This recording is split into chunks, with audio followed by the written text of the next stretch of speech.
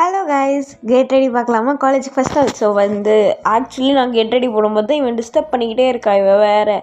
இவ பேர் தான் அதுக்கப்புறமா நான் ரிவீல் பண்ணுறேன். இப்போ ரிவீல் பண்ணல. காலையில் கடன்னு ஒரு 5:30 மணிக்கு அலாரம் வச்சேன். பட் 5 o'clock வச்சு அது 5:30 மணி ஆச்சு. அதுக்கப்புறம் 6 மணி ஆச்சு. கடன்னு எழுந்துட்டு இன்றைக்கி இதுதான் என்னோடய outfit. Pink and white leggings. இது நான் ரொம்ப நாளாக இந்த காம்பினேஷன் போடணுன்னு வச்சுட்டு இருந்தேன். இன்றைக்கி போட்டேன். சன்ஸ்க்ரீன் ரொம்ப இம்பார்ட்டன்ட், போட்டுட்டு போங்க.